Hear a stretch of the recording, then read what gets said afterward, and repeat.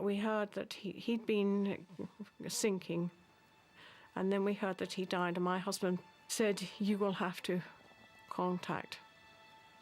And I was on the phone to the world, and people were saying, had I told the American president, had I told Mrs. Thatcher? It was only then, I think, that finally it was rammed home to me, the enormous effect that he'd had on the whole world. You know, ringing in the middle of the night, ringing the President of the United States to say that F.A. Hayek had died. Friedrich Hayek was a champion of the market. He inspired many of the people who built the world we live in today. Margaret Thatcher would, from time to time, pull little bits of paper with quotations on them out of her handbag, and Hayek would be one of them. For more than a generation, Western leaders claimed to embrace one central economic idea, the free market. With the financial crisis, that orthodoxy is under attack. Our faith in it has been shaken like never before. But one great free market visionary has emerged from the meltdown with his reputation enhanced. There might never be a better time to listen to Friedrich Hayek. I see right now, this moment in history, as a time where Hayek's ideas deserve a shot. Of all the big pro-market thinkers, Hayek was by far the most radical. He believed the market should be freer than any government has ever dared to allow it to be. In the world, according to Hayek, politicians should step back from trying to manage capitalism's ups and downs. They should simply set it free. There's no doubt that he's a significant thinker, though there's major controversy about every area of his thought. In this series, I'll reveal the stories of the lives and revolutionary thinking of three extraordinary men: John Maynard Keynes, Karl Marx, and Friedrich Hayek. They all saw their worlds changing as never before, becoming ever more complex and interconnected. The fate of entire nations now hung on the power of money, and they had very different ideas about what to do. Even in the middle of an economic meltdown, Hayek's advice to governments was to step back and do nothing. Meddling would only make things worse. It's not what anyone has ever wanted to hear, but today they've tried all the usual tricks for fixing the economy. Is it time, finally, to take Hayek's advice instead?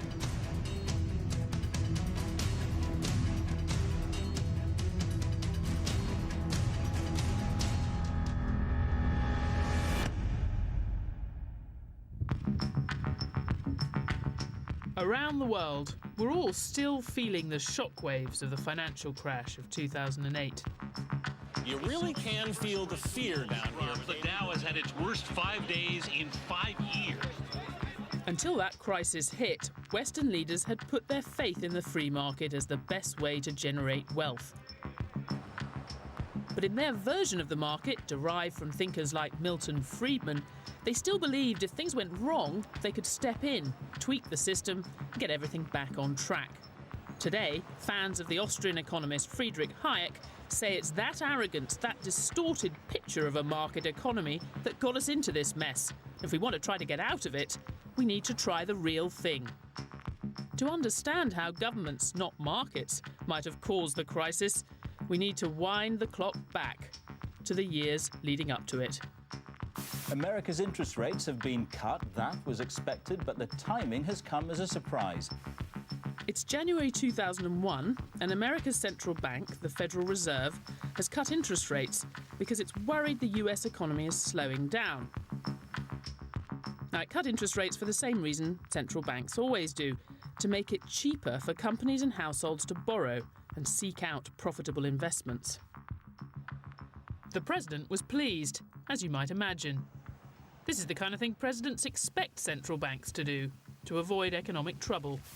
I think the cut was needed. It was a strong statement that measures must be taken to make sure our economy does not go into a tailspin. Had Friedrich Hayek been alive, he would have taken a very different view.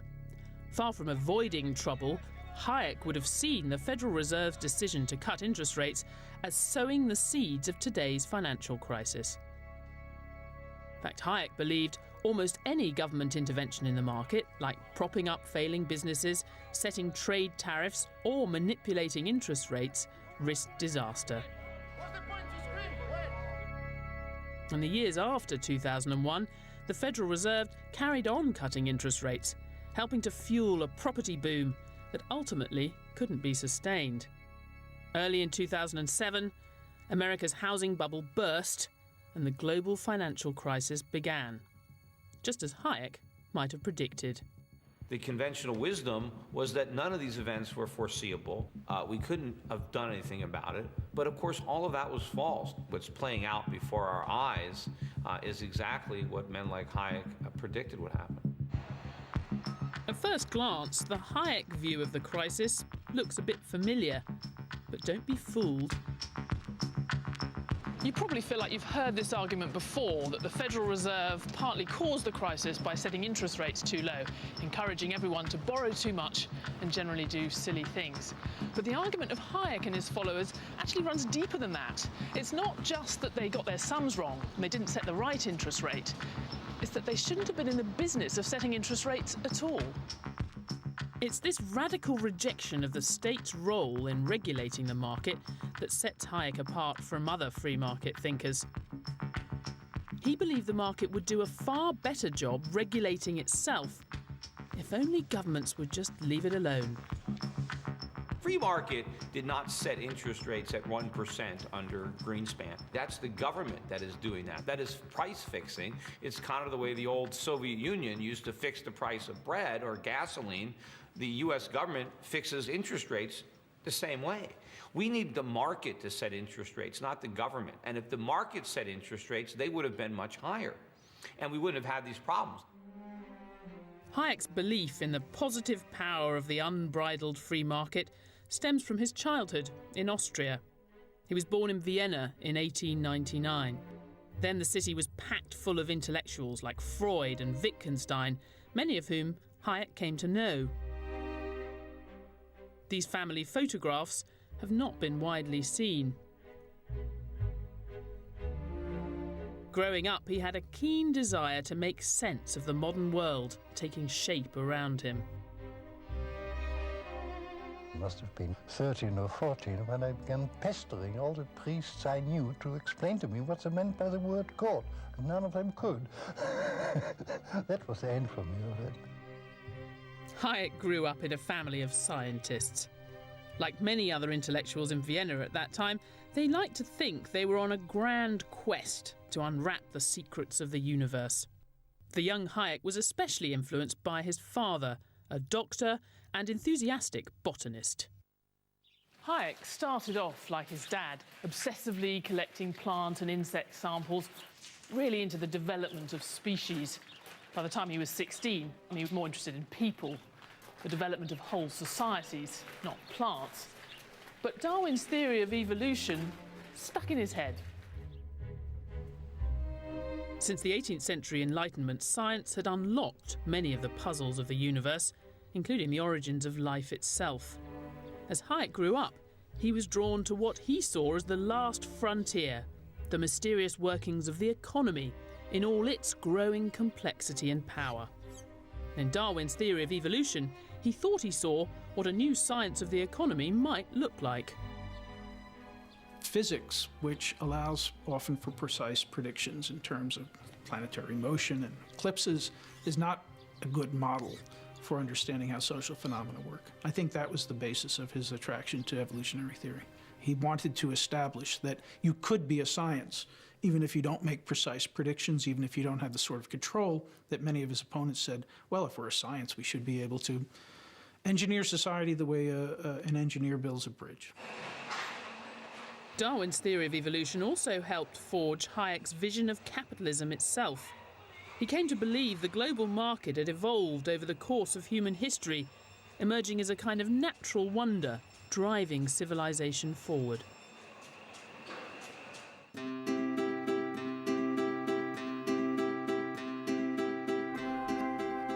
Hayek saw the market as a telecommunications system, processing billions of pieces of information about all our needs and desires and the changing supply of resources to meet them. Hayek said it was a marvel, the way all this is conveyed to us by prices that guide our actions as they rise and fall. And to Hayek, the market does most good when it's most free. It's our desire to control it that most often turns it against us.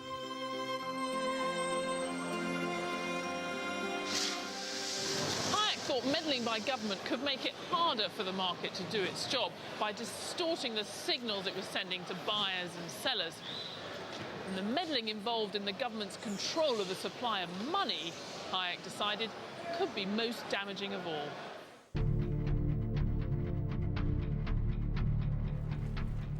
Rampant inflation, unemployment, uncontrollable debt. In Vienna after the First World War, Hayek saw for himself how government abuse of money can wreak havoc. Across Austria, prices had taken off, and so had unemployment. Even the rich were struggling to feed themselves, and no one could quite understand why. At the height of the crisis, if you walk down this street any time of day or night, you could hear a kind of relentless, heavy rumbling sound.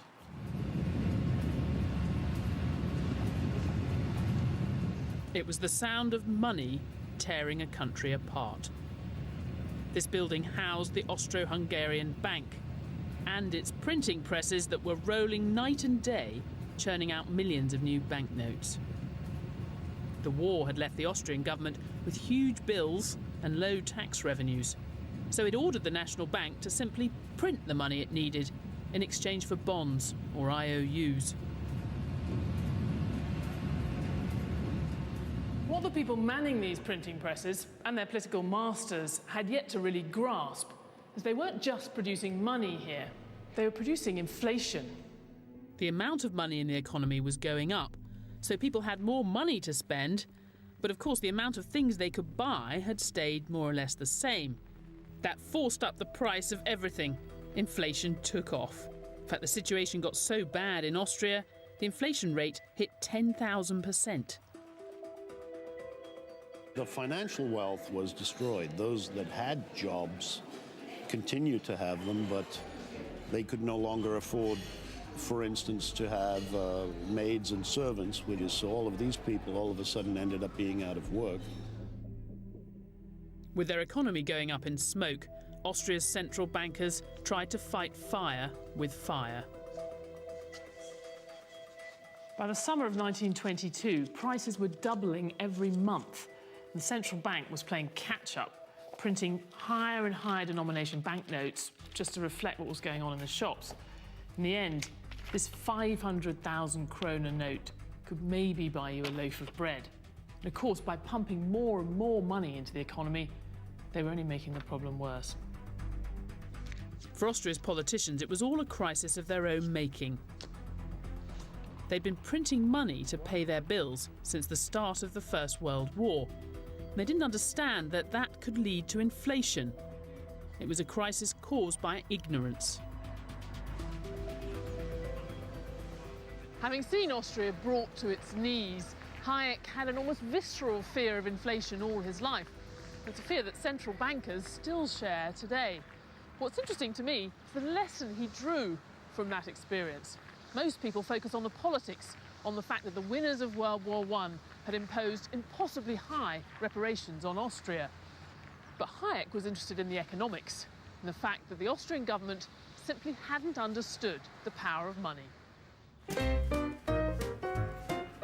What happened next in America led Hayek to conclude there can be something worse than government ignorance: hubris. He thought that entire period showed the calamity that can come when governments try to use the power of money to shape the economy. In America in the 1920s, the greatest boom the world had ever seen was taking off. Consumers couldn't get enough of new products like cars, telephones, and record players. The stock market rose higher and higher. As the roaring 20s wore on, the finest economic minds in America came to believe the boom would never end.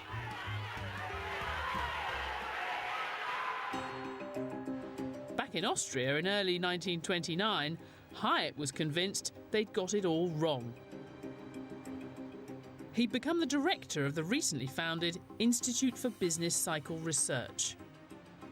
Its job was to understand why economies were always lurching from one boom and bust cycle to another. Hayek called it the 19th century pattern, though it was hardly a thing of the past.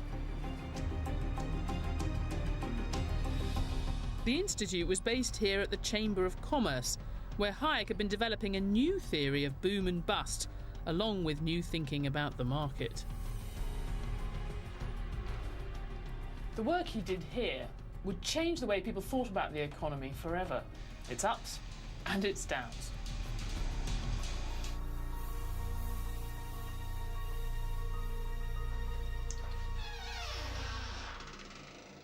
To many, the downs were unpredictable, a kind of force of nature that might destroy an economy without warning.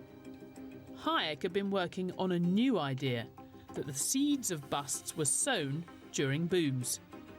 Because the world had become increasingly interconnected, Hayek had been studying the American boom to help him forecast what would happen to the Austrian economy. He had to produce these monthly reports on the state of the European economy. Most of it's pretty dry stuff. It's things like paper production or that month's steel exports. But he is credited with making a rather striking prediction in early 1929, because he thought the American stock market boom would end in a few months' time. He was right. In October 1929, Wall Street fell off a cliff, and the 20s roared to an anguished end.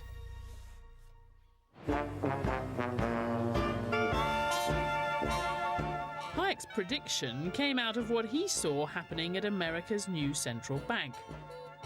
The Federal Reserve had been set up in 1913 to stabilise America's notoriously shaky private banks by offering them a reliable source of credit. Hayek's big idea was that the great ups and downs in the economy nearly all started in buildings like this one. It was the cost of borrowing, the interest rate, set by central banks like the New York Federal Reserve, that caused unsustainable booms to develop and caused the inevitable busts. In the 1920s, the governor of the New York Federal Reserve had a revolutionary idea. Benjamin Strong thought he could use the bank's power to set interest rates to influence what was happening in the economy. In many ways, that idea of using interest rates marked the start of modern monetary policy. Strong began buying government debt on the open market, which did have the effect of raising the amount of money in the economy. But unlike Austria's hapless central bankers, Strong had a strategy. The difference with Austria was that the Fed wasn't buying treasury bonds to help the government pay its bills, it was doing it to get money into the market and keep interest rates low. The central bank wanted to encourage everyone, individuals and households, to borrow more from the banks. It worked. Steel up, utilities up, motors up, radio way up, everything up, up, up. Strong's intervention really paved the way for the financial system we have today. Thanks to all that credit he created, the stock market rose higher and higher. With loans so cheap, many borrowed money to buy shares.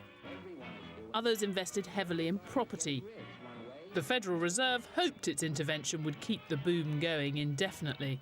But Hayek believes Strong's policy was sowing the seeds of an eventual bust. The way Hayek saw it, the low cost of borrowing was sending the wrong signal to investors here and to businesses around the country. The low interest rate told them that America was saving more, that there was lots of spare cash sitting in bank accounts ready to be lent on and invested. It wasn't true. Don't sell America short. Why, man, we've scarcely started. By the time the Federal Reserve spotted the warning signs, it was too late. Technical readjustment. Over $14 billion go with them, and so goes the confidence of a nation. Wall Street lays in there. The crash came when interest rates rose and investors started to realise the banks didn't have money to back all those investments after all. At one point, they had to close the visitors' gallery because there were too many members of the public up here wailing and crying as they watched their life savings go up in smoke. The jazz age is over, all over. To Hayek, the lesson was clear. By feeding the boom with cheap credit, the Federal Reserve had helped cause the Wall Street crash and the Great Depression. Fast forward to today's global crisis, you could tell a similar story. We certainly saw a lot of cheap credit in Britain and America in the decade before the crash, which did help fuel unsustainable property booms. Northern Rock was one of many financial institutions taking ever greater risks in its lending. When it got into trouble in 2007, panicked savers rushed to withdraw their cash, the first run on a British bank since 1866. It was a sign of the disaster to come. If things hadn't come to a crash in 2007, 2008, maybe with the corrective medicine, you could have managed the situation back down again through, interest rate, monetary policy. As it was, the banking system, which was massively exposed to this, reached a situation where suddenly people realized what had happened, they lost confidence in each other, and the entire edifice came crashing down. Today's central banks have computer models of the economy light years ahead of anything dreamt up by Benjamin Strong. But even so, Hayek's followers say the Federal Reserve had learned nothing from the mistakes it made in the 1920s. In the early 2000s, it had kept interest rates too low for too long. But then and now, there are plenty who would disagree. The job of the Fed chairman is to keep the party going, to spike the punch bowl at all costs. Not to take the punch bowl away, which really should be the job. I mean, the Federal Reserve should be independent, but it's not. It acts in concert with the government to try to maintain a phony prosperity. Interest rates were very low, and that was partly promoted by the fact that the surplus countries, notably China, but others as well, had a lot of money. They were perfectly happy with exporting. It would have been hard to force American interest rates higher in that environment because there was so much money flowing in at low interest rates. If it was all the Fed's fault, how come Europe had the exact same experience? It's not the fact of the interest rate policy maybe having been wrong, although I'm not even sure I agree on that, but it's the fact that we had these deregulated Wild West financial markets that allowed us to get into the crisis we're in. Like our own financial collapse, the consequences of the 1929 crash were felt across the world. A string of banking crises followed, and a terrible depression in America and much of Europe. Again, Hayek said it was all down to interest rates being too low in the boom years. But years later, another hugely influential free market thinker came along who argued the exact opposite, Milton Friedman. He said the Federal Reserve had not pumped too much money into the system, but too little. That's the version of history that most politicians and economists still believe. Hayek was absolutely wrong to think that in the catastrophic depths of the Great Depression of the 1930s, that all that was happening was an unwinding of the malinvestments that had come from a credit boom. Clearly, there had been a calamitous collapse of the banking sector that had nothing to do with the earlier so-called malinvestment. Facing the world's worst financial meltdown, the issue for economists and politicians was the same as it is today. How do we make it go away? As the Great Depression began, Hayek was invited to give a series of lectures here at the London School of Economics. Hayek was thrilled. He'd wanted to come here all his life.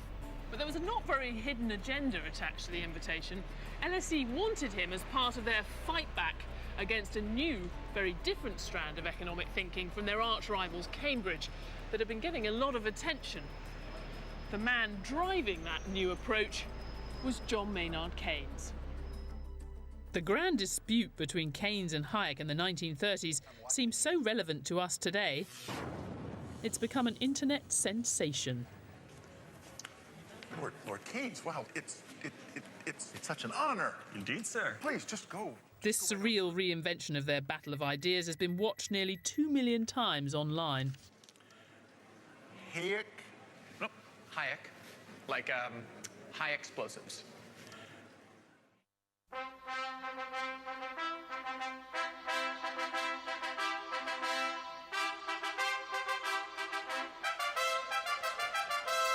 Hayek's opponent, Keynes, was a heavyweight thinker, the seemingly unstoppable new force in economics. The clash felt a bit like David and Goliath. Keynes had two brains. It was said of him that he caused more inferiority complexes with justification than anyone else in his generation. Hayek was not known. He was 16 years younger than Keynes. They fell out with each other on first meeting and continued to fight for the rest of their lives. As the Depression deepened, the stakes could not have been higher. Hayek began with some awkward jabs. Drawing in rather confused diagrams on a blackboard behind him, he described what he called fluctuations, which were how the market changed from day to day to day over time, and how, if you started interfering with it, how things would go wrong pretty quickly. The big economic argument that started here in this room in 1931 is still going on today. If an economy gets into trouble, should the government step in and try and fix it? Keynes was saying yes. Hayek stood up there and said no.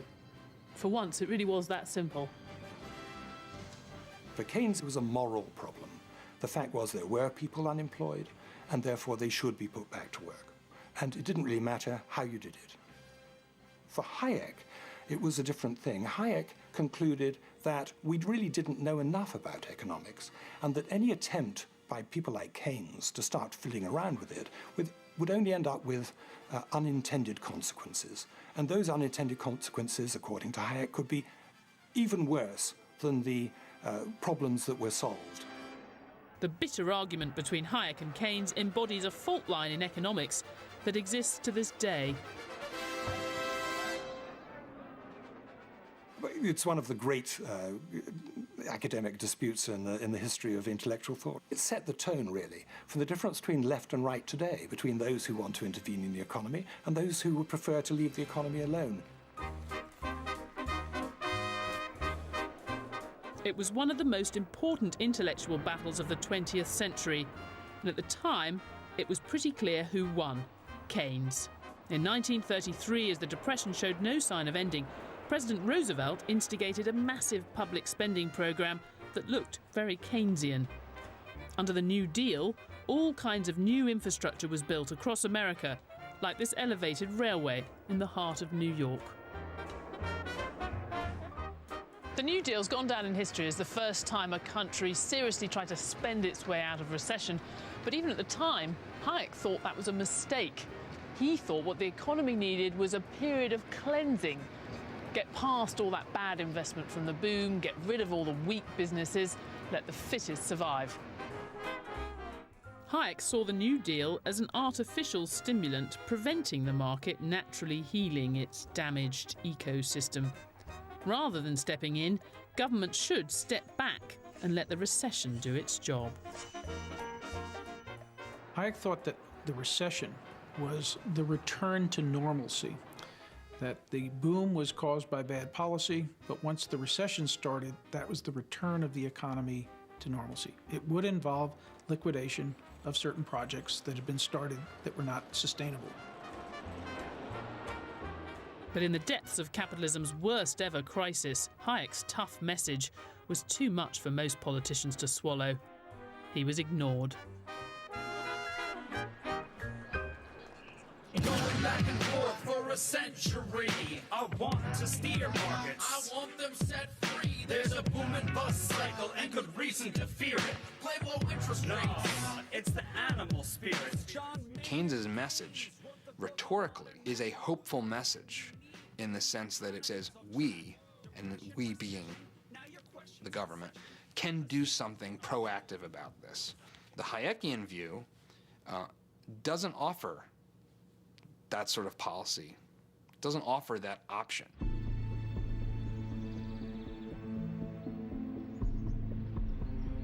When the financial crisis hit in 2008, policymakers were blindsided. After Lehman Brothers, one of the world's most famous investment banks, went down, the American government swiftly turned to Keynes to try to stop the damage spreading. The meltdown in the financial system terrified the people in there. They started intervening on an epic scale, spending hundreds of billions of dollars propping up banks, insurance companies, even America's biggest car firms to stop them going bust.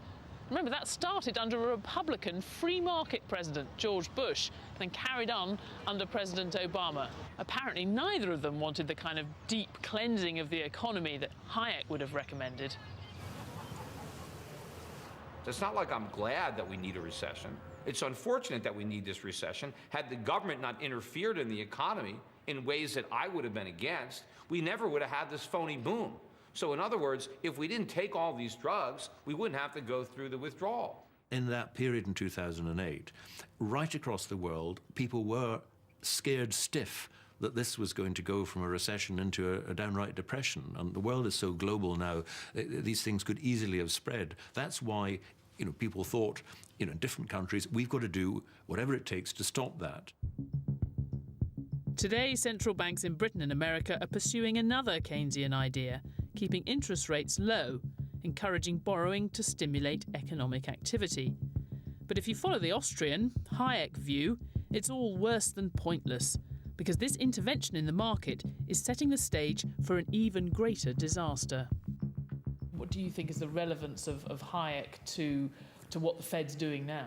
Pouring kerosene on the fire and trying to put it out. They're trying to stop the problem of excessive credit with more credit. But all that it does is it restarts the problems again, and you create a new bubble. And the bubble now is in the value of the dollar and the bond market, and is unsustainable. Hayek's argument with Keynes was all about how best to make capitalism work. But as the 30s moved on, Hayek was drawn into a far greater battle, whether capitalism was even the right way to organise society, or if the new ideologies of communism and fascism, with their centrally planned systems, held the answer. He was convinced both were utterly wrong. Hayek said, not merely can human beings struggle to understand how to cope with uncertainty, but the world is just too complex for them to cope with understanding all of it. A market system conveys so much information that makes it feasible. Central planning will fail under the weight of the impossibility of understanding the complexity of the economy. That was Hayek's most important insight, and if people had listened to that, they would never have been so worried about the threat from communism as they were, because central planning failed under the weight of its own inconsistency. Hayek had seen the economic costs of central planning, but World War II made him focus on the political implications. Of course, he didn't want the Allies to lose the war, but seeing how the war effort was changing the economy made him worry about what would happen if they won. He didn't want to defeat the Nazis and then find we'd handed our freedom to an army of bureaucrats instead. When the Second World War began, the British government took control of the economy to harness its power for the war effort. Hayek worried they would never let go. There's a lot of enthusiasm, especially among socialists, to continue the planning that had taken place during World War II after the war was over. A government inspector checks that the measurements are 90 inches long and 60 wide, and that the weight is 4.5 pounds. As men from the ministry dictated how many blankets each blanket factory produced, Hayek began writing a book attacking the government's control of the economy. It would help change the course of the 20th century and start a political battle that runs to this day. And there is a handwritten copy by my father-in-law in an ordinary child's exercise book of The Road to Serfdom. He has written on it, this is about the third or fourth draft from a longer typescript, later destroyed by mistake. And so that is the draft that survived of The Road to Serfdom. In The Road to Serfdom, Hayek makes a moral argument that government attempts to control the economy ultimately enslave its people. When we give more and more power to the state, gradually there is an erosion of first economic freedom and then ultimately political freedom. That erosion of political freedom then leads people to demand a strong man, a dictator, to sort everything out, make the trains run on time and everything else, and that this leads inexorably down the road to totalitarianism. It says, to the socialists of all parties. He loved it. He was so amused when he thought it up. The Road to Serfdom was published in Britain in 1944 with little fanfare. But across the Atlantic, things were very different. In April 1945, Hayek agreed to give a short lecture tour of American universities. Before he arrived, his book got the kind of publicity money can't buy. Reader's Digest gave Hayek top billing and a rousing introduction, quoting from some of the reviews that A Road to Serfdom had got, calling it one of the most important books of our generation. Professor Hayek, with great power and rigour of reasoning, sounds a grim warning to Americans and Britons who look to the government to provide the way out of all of our economic difficulties, and it should have the widest possible audience. And that's exactly what the book got. Reader's Digest had more than 8 million subscribers. Hayek's warning about the dangers of big government struck a chord with many Americans. The Road to Serfdom really fitted in with notions of American individualism and the sense that anybody can become a millionaire if only they were to work hard enough, and an anxiety which came right from the Founding Fathers about whether the federal government should take too much power from the states. After the war, the size and reach of government did grow across the Western world with the rise of the welfare state. In Britain, much of the economy was even nationalised, taken over by the state. Reading Hayek gave a kind of explanation of why what had gone wrong was going wrong. Hayek gave an alternative vision, which seemed to me to be very cogent. What it boiled down to was freedom within the rule of law. What he was read to say, and actually himself moved to say by the 1960s, was that moving to a social welfare society would eat away at the health of democracy. I think it's one of his failed predictions, badly failed, even though it remains an influential part of his thinking now with many followers in the libertarian mode. Today, The Road to Serfdom is back. This book was like Mike Tyson in his prime, right hook to socialism in Western Europe and in the United States. But the influence didn't... After Glenn Beck's Fox News broadcast in 2010, The Road to Serfdom shot to #1 on Amazon in America. If you think about the people that would have been part of Glenn Beck's audience, sometimes defined as the Tea Party. Look what we're doing. We now have a government car company, a government bank, and Hayek demonstrates this road leads to one destination. There is cynicism about government, and it's quite widespread. There's a lot of anger. That certainly would feed into, well, here's a guy who talked about the dangers of big government. In fact, Hayek was in favour of governments providing some kind of safety net, but his modern supporters don't like to dwell on that.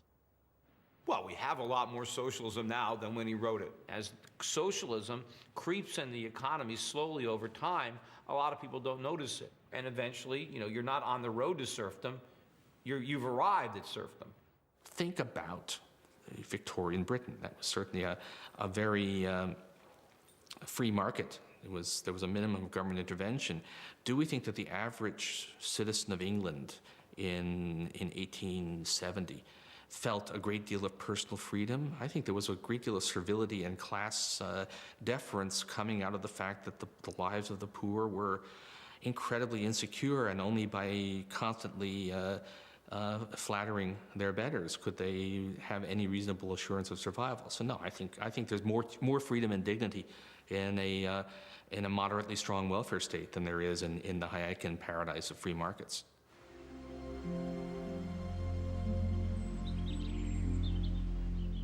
Despite the success of The Road to Serfdom, in the 1950s and 60s, Hayek found himself in the political wilderness. Governments across the Western world were enthusiastically embracing the ideas of Hayek's nemesis from the dark days of the 1930s, John Maynard Keynes. It became the new capitalist orthodoxy that governments could successfully manage their economies. The tide of history had turned against Hayek. He got very depressed. People weren't listening to him, they weren't reading his books. England seemed to be going left wing.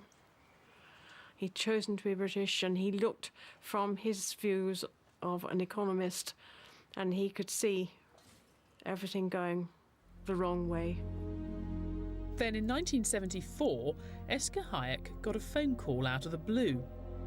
It was the man who'd invited Hayek to the LSE 40 years earlier to do battle with Keynes. It was Lionel Robbins who rang me and said, "Are you sitting down?" I said, "Yes." And he said, he's been awarded a Nobel Prize in economics. And that was like being given a knighthood of the world. That's the Nobel citation. Stockholm, the 10th of December, 1974. Alfred Nobel, given to Friedrich von Hayek. His life started off completely again. He'd been depressed, he was coming up to retirement, and suddenly everything started. It was a new life. Absolutely, everything took off for him.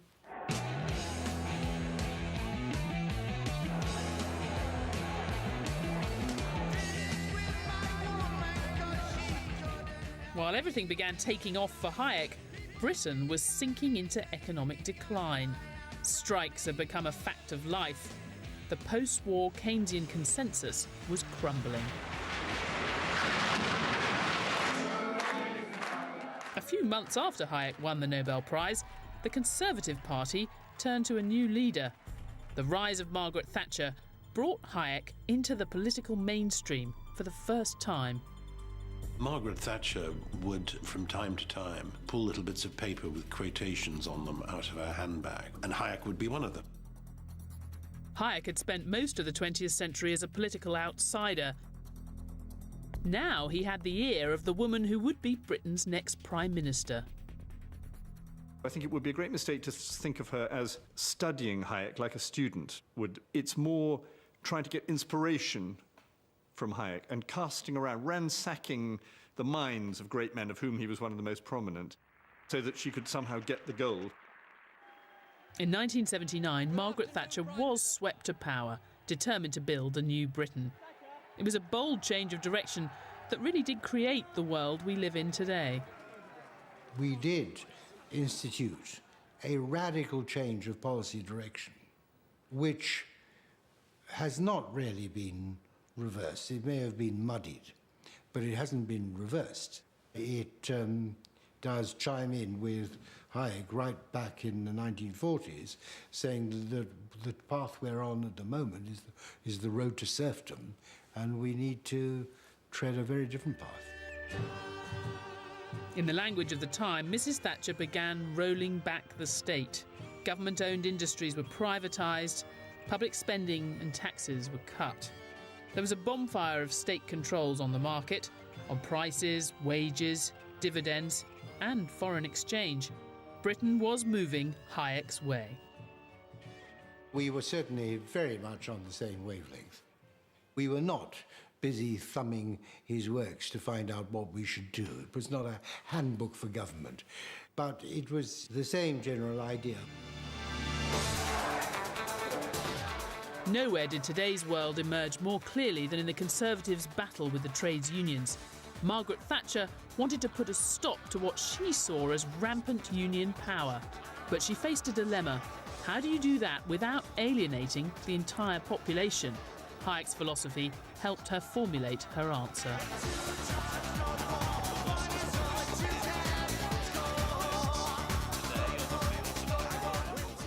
she wanted to frame the argument in terms of liberty. She didn't want to say, the workers are all dreadful, let's squash them. She wanted to say, the workers are being squashed by their leaders. Come on, no way. Listen, no way. Listen, no way. This very much fed into Hayek, and the idea of liberty was you were defending your country here as well as the state of labour relations. Hayek and Margaret Thatcher agreed on a lot, but there was one crucial difference between them. Whereas Hayek thought you freed the market to prevent power getting too concentrated in the hands of politicians, Thatcher thought you could have free market policies and still keep a lot of power at the centre. That tension between Hayek's ideal and the controlling instinct of even free market politicians never really went away. Where she, I think, missed out sometimes was understanding the importance of institutions and of countervailing power in a society. Hayek, for example, was quite understanding about the role of local authorities and local municipalities and local power centres in a way which I don't think Margaret ever was.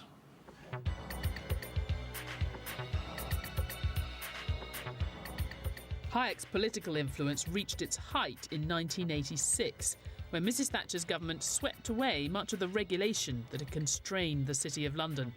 The Big Bang set the financial markets free, ushering in today's vast, interconnected global financial system.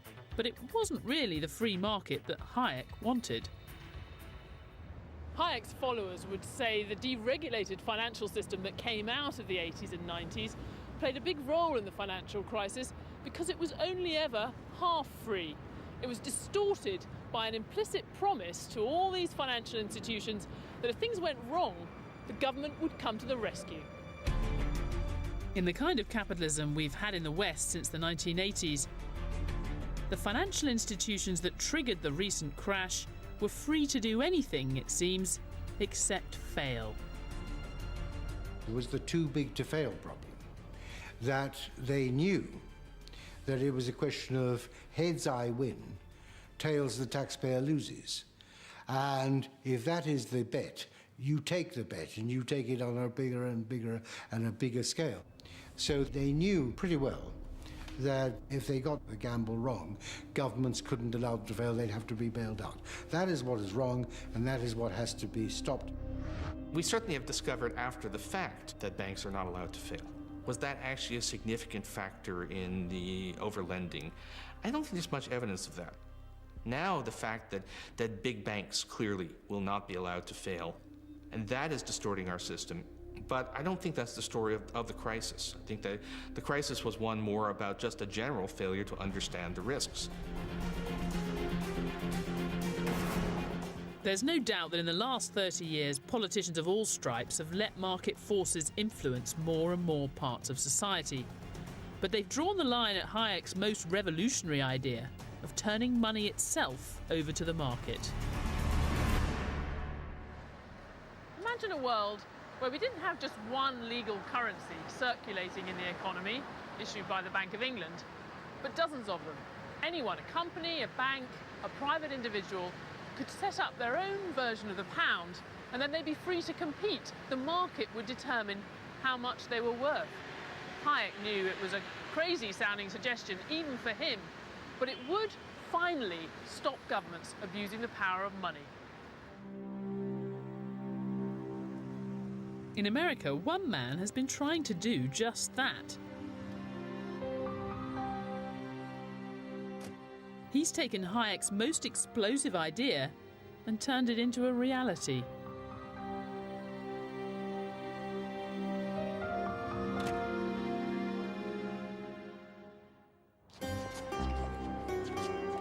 Bernard von Nothaus calls himself a monetary architect. The American authorities call him a domestic terrorist. For some, what's happened to von Nothaus shows just how seriously governments take any challenge to their monopoly over money. Economics is dry and boring, but money money, money, money. Money is exciting, money's sexy. You know, money's got pizzazz. It's about people and about dreams and about what we do, you know. Money is fantastic. And that's what I really connected with in terms of von Hayek. Because what he said in here was about people taking control and people issuing their own money. Von Nothaus created his own currency, a silver coin called the Liberty Dollar, which anyone could buy. And many have. Thanks to him, coins worth anything up to $50 million have now been sent out into the US economy. And Hayek was a big inspiration. He says the problem is government money. It's always been government money because they abuse their power. They make money out of thin air. So he says what we should do is to abolish the central bank. The end of the Federal Reserve. That was fantastic. Ever since Benjamin Strong was running the New York Federal Reserve in the 1920s, central banks have used their control over the supply of money to try to manage the economy's ups and downs. But as we've seen to Hayek and his fans, central banks are the cause of many of capitalism's problems, not the solution. And I don't argue for closing the Fed down in one day either. I want an audit of the Fed, and I want competition, Hayek's ideas of competition and money, and see who can win this argument. But for them to claim monopoly powers and prevent us from practicing private market economics is the real problem that we have. A lot of this is this utopian vision, the golden age when men were men and currency was free. The United States had a long period of no government monopoly on currency. We had the whole system of unregulated banks issuing competing currencies. That system was heavily prone to financial crises. So the idea, again, that competition is the answer is flying in the face of history. Perhaps, but the history of government efforts to control the market hasn't been so pretty either. For Hayek, what was really utopian was the belief that central banks, or anyone else for that matter, could ever be a match for the dizzying complexity of our modern economy. Hayek would say since they can't do it, they should just stop trying. We should stop having... Well, stop having any intervention in monetary policy, or stop having central banks if you go to the extreme. Well, that's dreaming, I think. Von Nothaus's own attempt to compete with the Federal Reserve eventually drew the attention of the American authorities. In 2007, the FBI moved in. I think they began to perceive us as a threat instead of a solution. The monetary architect behind the Liberty Dollar is talking about the U.S. government and why agents raided his Evansville World headquarters earlier this month. Von Nothaus was charged with counterfeiting US currency. Giving evidence in this courthouse in North Carolina in 2011, he talked about Hayek. Well, he was relevant to my defense was because this wasn't some harebrained idea that I had thought up myself. That I pointed out that here was a well-known Nobel laureate who had talked about exactly what I had done.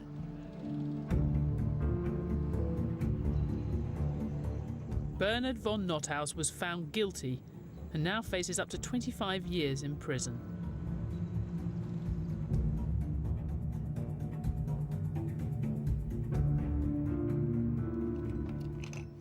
I think this was the one he was most proud of. Companion of Honour, presented by Queen Elizabeth II, Buckingham Palace, 1984. And he was absolutely thrilled when he got that. To Professor Dr. Towards the end of his life, Hayek was feted by everyone. He'd inspired politicians all over the world with his boundless belief in the power of the free market. And that is Catholic University, Caracas. But when it came to their actual policies, Western leaders in the 1980s usually turned to a free market thinker whose ideas they found more palatable. Milton Friedman's belief that governments could steer the economy using their power over the supply of money in circulation is still a touchstone for governments everywhere. In that sense, Friedman, unlike Hayek, did offer politicians a way to champion the free market and hold on to the reins of power. Hayek's life spanned almost the entire 20th century, an era of unprecedented scientific progress. It's one small step for man, one giant leap for mankind. But also unprecedented economic disasters. Living in the shadow of both, Hayek came to see the great crises of capitalism as the result of politicians mistaking economics for a science. It was a century for taking on all the big questions. And the big question for economists was how they were going to tame this extraordinary modern economy. Keynes and Hayek both thought that would be incredibly difficult, dangerous even. But Keynes flattered governments with the idea that they could tilt the course of human history their way. It was Hayek who said they shouldn't even try. We might uncover the laws of the universe. We were never going to master the complexities of human nature. Pretense of knowledge, he called it, pretending they know something that they don't know. Well, they've been doing it now. We've given the current crop of economists, let's see, how many years would that be? About 70-some years. Total failure. Many of the computer models have been desperately misleading in pretending that we understand how the economy works. We don't. We can't forecast the economy. But we can try to think about the big questions. Can we get out of a deep slump?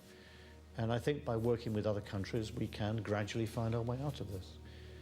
So you need the different insights together. But Hayek the moral of Hayek is avoid hubris in economic policy, just as we should avoid hubris in thinking that markets left to their own devices will lead us to nirvana. There's no doubt Hayek helped change the course of world history, shifting it decisively away from the state and towards the market. Oh, 10 Downing Street. The Prime Minister, 3rd of May 1989. Dear Professor Hayek, it is with the greatest pleasure that I send you my warm congratulations on the occasion of your 90th birthday. The leadership and inspiration that your work and thinking gave us are absolutely crucial, and we owe you a great debt. With every good wish, yours sincerely, Margaret Thatcher. But no government has ever dared to implement Hayek's vision of a market free from state intervention. And when capitalism faced its biggest test since the 1930s, politicians rushed to save the market from itself. In fact, the biggest debate in Britain today is not about whether the government's doing too much to prop up the economy, but whether it's doing enough. Today, Hayek's advice seems harder to take than ever. You've got the global economy still struggling to put the financial crisis behind it, if it is behind it. And Hayek would say government should just step back. Take a cool look at the historical record, dismantle most of the machinery they've constructed for guiding the economy, take a deep breath and let go. I don't see any government today ready to do that. I don't think I ever will. Next time, Karl Marx, the man who had the most radical solution of all to the problems of capitalism. Get rid of it. The Open University has produced 6 one-minute animations to explain some of the key economic ideas that affect all of us. So if you want to learn how to spot an invisible hand or other secrets of economics, go to bbc.co.uk/Masters of Money and follow the link to the Open University.